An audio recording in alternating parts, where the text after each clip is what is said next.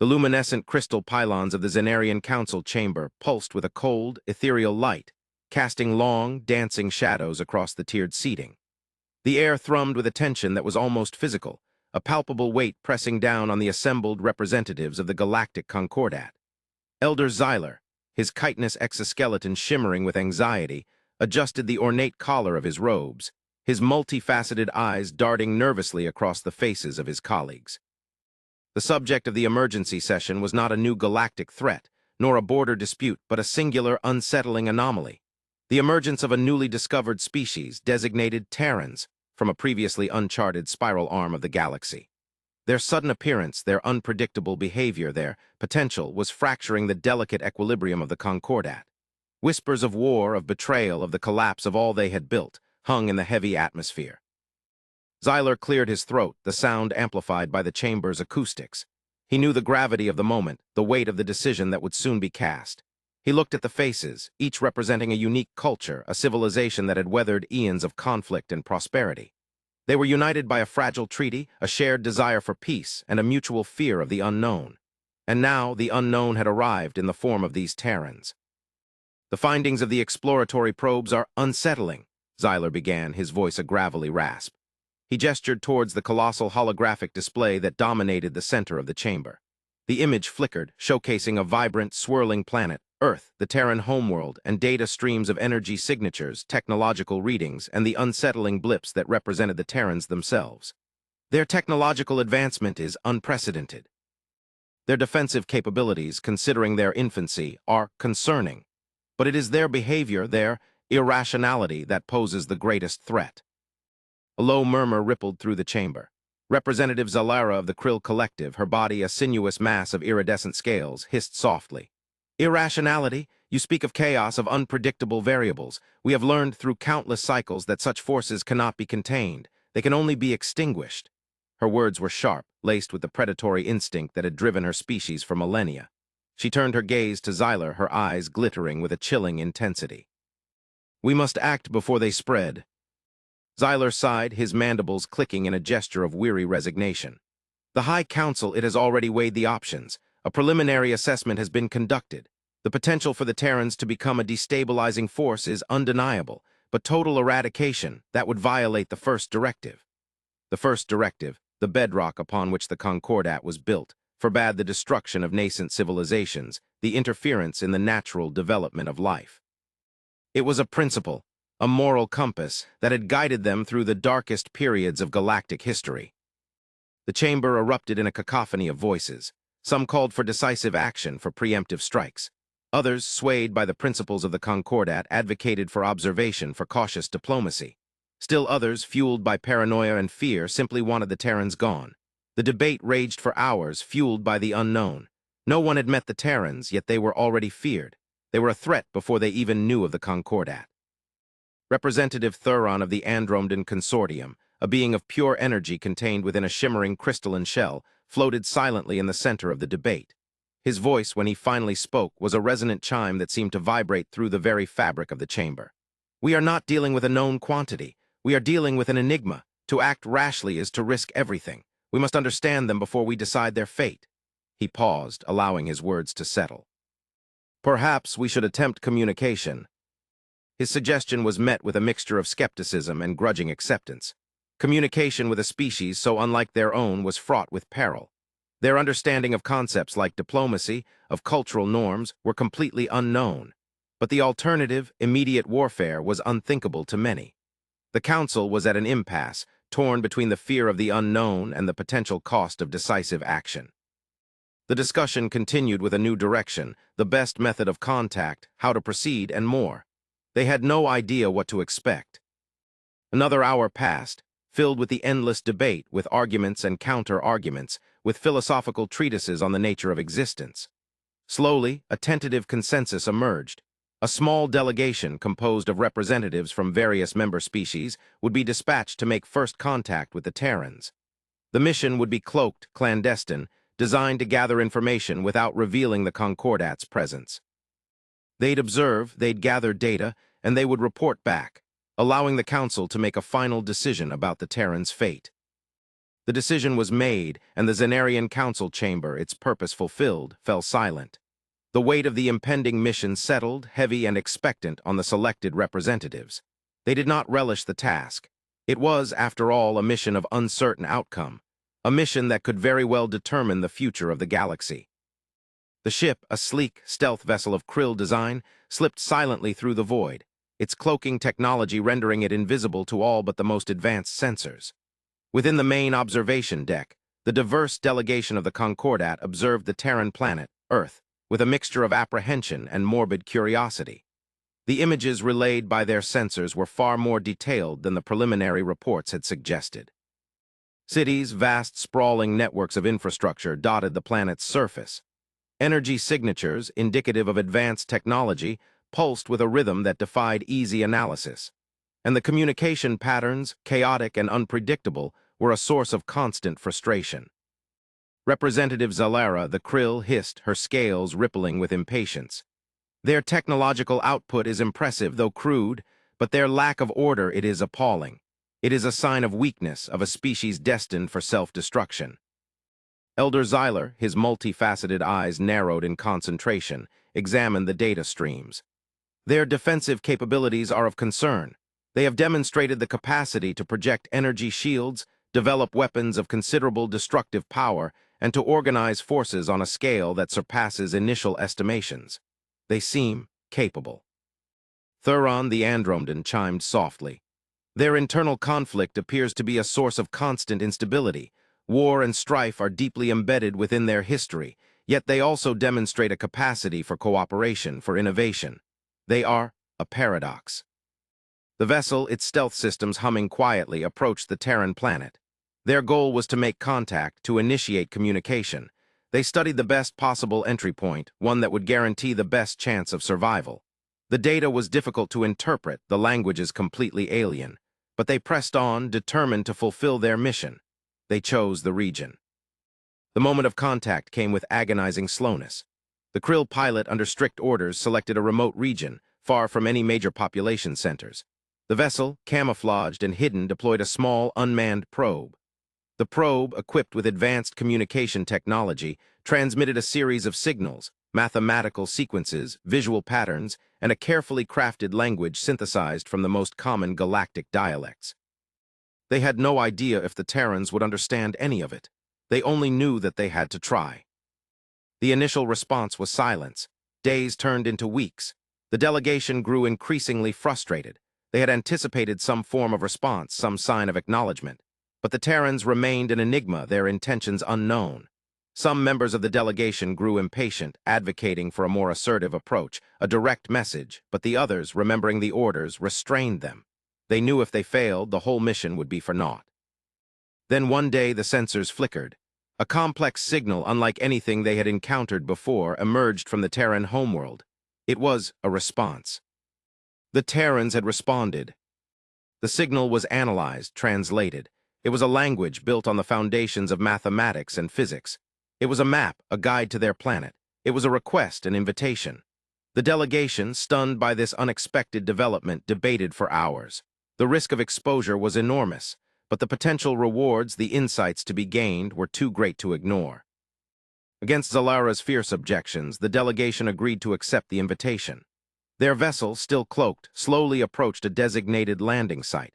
The airlock hissed open, and the delegation, clad in protective suits and armed with advanced weaponry, stepped out into the alien landscape. They stood in silence, watching and waiting. What they didn't know was that it was a trap. The first sight that greeted the delegation was a welcome. The landing site, a vast expanse of open grassland, had been meticulously prepared. Lines had been drawn in the dirt. Buildings, unlike anything the delegation had seen before, stood in the distance. And standing before them, a group of Terrans, their faces open, their bodies unarmed, and holding strange objects that they slowly raised in greeting. The Terrans, the humans, they were not what the delegation had expected. The humans were not the brutish, savage creatures the Concordat had envisioned. They were organized. Their clothing, their demeanor, their openness spoke of a civilization far more complex, more advanced than they had initially believed. They had built this landing site in anticipation. They had chosen to welcome them. They had known. Leading the Terrans was a woman, her hair the color of midnight, her eyes filled with an intelligent and what was most unexpected, a calm intensity. She held out a hand in a gesture of peace, a universal symbol. Behind her stood others, men and women, each with a different role to play. They stood calmly, awaiting the arrival of their guests. "Welcome," the woman said, her voice clear and without hesitation. "We have been expecting you." The delegation froze, the shock of the situation rippling through their ranks. The Krill representative hissed as if preparing to strike. But she held back her instincts. This was not the expected greeting. Something was very wrong. "How?" Elder Zyler stammered, his multifaceted eyes widening. "How did you know we were coming?" The woman smiled, a gesture of warmth and welcome that was entirely unexpected. "We have been monitoring your communications. We have been watching you for quite some time." Her English was perfect, as if she had been practicing for years. "But," Zalera demanded, her voice rising in outrage. "How is this possible? Your technology is rudimentary. You could not have detected our ship." The woman chuckled softly, an unexpected sound in the tense atmosphere. "We have a different approach to technology. We focus on observation, on analysis, on understanding. We do not need the most powerful weapons to know what is coming." She paused, allowing her words to sink in. "And we know everything about you, about your galaxy, about the Concordat." The delegation exchanged shocked glances. The implications of this revelation were staggering. The humans had not only detected their ship, they had also understood the entirety of the Concordat. They had been, in effect, playing them. The woman raised her hand again. "Please come, we have much to discuss. We have questions, as I am sure you do." Slowly, cautiously, the delegation followed the humans. The Krill representative, her initial outrage giving way to a grudging respect, kept her hand on her weapon. But the others, sensing the control the humans possessed, followed with a newfound respect. They entered a building simple but of modern construction. It was an office building set up for a meeting. Inside the building, the humans offered seating. The discussions began slowly with an exchange of questions and answers. The humans, it turned out, were not what the Concordat had feared. They were not irrational, they were deeply logical, their actions driven by a complex ethical framework that emphasized the value of life, of knowledge, of the future. They were not easily provoked, they were calm and understanding. The delegation learned that the humans, through careful observation of the galaxy, had come to understand the political and cultural dynamics of the Concordat. They had studied the history, the conflicts, the alliances. They had learned the languages, the customs, and the values of each species. They had gained a complete and thorough understanding of the entire Concordat. "We knew you would come," the woman explained, her voice even. "We knew the Concordat would find us, would study us, would debate our existence. We knew this because it is the way of the galaxy." The humans had developed this knowledge through what they called science. They observed, they formed a hypothesis, and they tested their theories through rigorous experimentation. Their focus on observation, analysis, and understanding allowed them to see the patterns in the chaos. They were, in essence, galactic psychologists. The woman continued, speaking of their past, of the wars and conflicts that had shaped their species. The delegation learned of the humans' journey, of their struggles, of the choices they had made, and the values they held. They learned of the human commitment to justice, to freedom, and to the pursuit of knowledge. It was, in many ways, a familiar story, but it was a story of hope. The humans also revealed their technological capabilities. They were not as crude as the Concordat had assumed. Their technology was different, focusing on concepts the Concordat had yet to fully grasp: nanotechnology, bioengineering, the manipulation of energy at the quantum level. They possessed the means to defend themselves, the power to destroy, but they chose not to. The woman gestured towards a nearby display, showcasing a complex schematic. "We have developed technologies capable of interstellar travel. We have developed defensive systems that would make even the Krill reconsider their tactics, but we have chosen not to use them in the way you have used yours." She continued, stating that the humans had been watching the galaxy for centuries. They had seen the wars, the injustices, the self-destruction, and they had made a choice. They would not repeat the mistakes of the past. They would not become another destructive force. The humans were an enigma, a puzzle. They were strong, they were ethical, they were capable of both great destruction and great compassion. They were a civilization unlike anything the delegation had encountered before. As the days turned into weeks, the delegation came to understand the true nature of the humans. They were not a threat. They were an opportunity. They offered a new perspective, a different approach to the challenges of the galaxy. They offered hope. The Krill representative, Zalara, who had initially been the most skeptical of the humans, began to undergo a shift in her thinking. She started to respect the Terrans' decision to avoid violence, their commitment to cooperation, and their dedication to the pursuit of knowledge. She even started to question her own species, reliance on conflict, and the Krill's own history of aggression. You have changed my perspective," Zalara said, her voice filled with a rare vulnerability. "I came here expecting a threat, an enemy. I have found something else." The humans smiled, acknowledging the change. They had succeeded in their mission. They had shown the delegation, and by extension the Concordat, that humanity was not something to be feared, but something to be understood. The delegation, finally understanding the true nature of humanity, returned to their vessel. As they prepared to leave, the woman approached. She held out a small device, a data storage unit. "This contains everything we know," she said, her eyes meeting Xyler's. "Our technologies, our philosophies, our history, we offer it to you, to the Concordat. We offer it as a gift. We hope to build a better future together." The delegation accepted the gift, the weight of the moment pressing down upon them. They returned to the council chamber, transformed. They were no longer afraid. They were prepared. They had found an ally. The Zenarian council chamber once again became a battleground of political maneuver, but this time the tone was dramatically different. The initial fear and distrust had been replaced by a cautious optimism, a sense of wonder. The delegation's report had been detailed, comprehensive, and ultimately a call for alliance. The holographic display showed images of Earth, its oceans, its forests, its cities. It showed humans at work and at play, engaging with their planet, with their technology, with each other. It showed the data, the analyses, the philosophy that the delegation had gathered. The council members studied the evidence, the words, the actions of the humans. They had spent weeks, months studying the data, questioning the delegation, and trying to understand this new species. The debate raged once again, but this time it was a different kind of debate. It was no longer a question of whether the humans were a threat. It was a question of whether they were ready to embrace the humans. There were many species who still distrusted humanity, species that had histories filled with conflict. But the evidence was overwhelming. Humanity presented an opportunity. Thuron the Andromedan once again took the stage. His voice, now filled with a sense of wonder, resonated through the chamber. "The Terrans, they are a mirror. They reflect both our strengths and our weaknesses. They show us what we are capable of, what we are capable of achieving. They challenge us to be better." Xyler nodded in agreement. "They are a risk, but the risk is worth it. They have the potential to disrupt the status quo, to bring new ideas, new perspectives to a galaxy that has become stagnant. They are a catalyst." The Krill representative, Zalara, now a changed woman, spoke with a newfound conviction. "We must learn from them.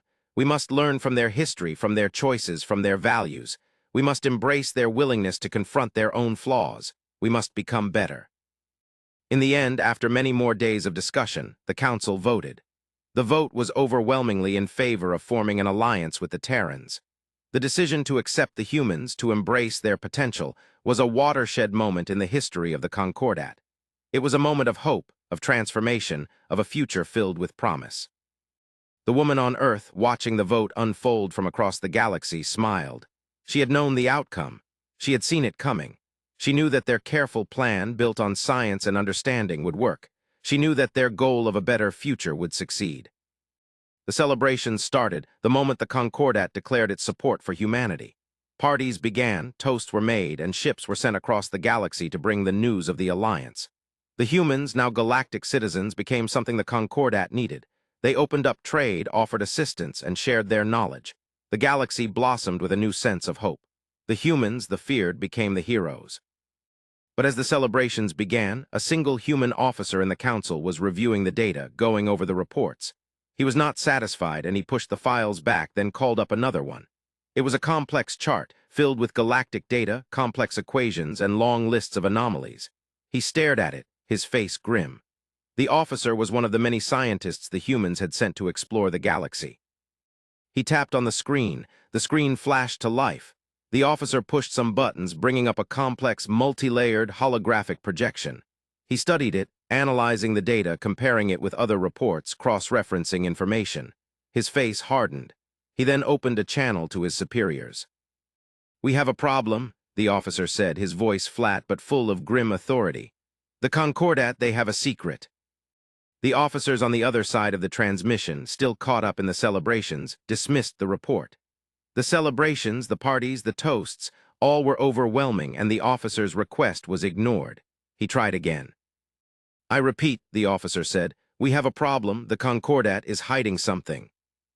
The holographic projection changed, showing a diagram of a massive, derelict structure located near the galactic core. The structure, far larger than any known star system, was an ancient artifact, older than any civilization in the Concordat. The readings from the structure were strange, incomprehensible. The officer showed the projection, filled with a complex series of symbols and geometric patterns. "They have known about this structure for centuries. They have studied it, but they have never told us. They are hiding the truth." The other officers finally understood the urgency, the threat. The screen showed an image of the structure, its scale dwarfing even the largest star systems. The structure, it turned out, was an ancient Dyson sphere. It was not built by any known civilization. It was built by something else. "This structure, it is a message," the officer said. "A message from the darkness, from something beyond." The screen shifted, showing a series of complex data streams. It was an interdimensional signal emanating from the structure. It was a signal that threatened the whole galaxy. The humans had discovered the truth. "They didn't tell us because they are afraid," the officer said. "They are afraid of what it means, they know what it is, and they are hiding." The human superiors understood. They immediately put the council on alert and began preparing a response. The alliance, it turned out, was a test. The humans, now an integral part of the Concordat, had the task of facing the unknown. The screen shifted, showing the data the officer was studying, the data he had compiled. It was a list, a roster of all the ships, the fleets, and the weapons they had available, all that humanity had at its disposal. "We have been underestimated again," the officer said, his voice calm but filled with a new determination. "They thought we would be content to join them, but they were wrong. We will not back down. We will face this threat. We will win." The officer began giving orders. He spoke of the need to protect the alliance, the need to prepare for war. He spoke of the need to face the unknown. The galaxy, he said, was about to change. The signal from the derelict structure intensified. The humans, knowing the full implications of this ancient message, began to make their preparations. They knew they would have to face the threat alone, but they were not afraid. They were ready. They were humanity, and they would act.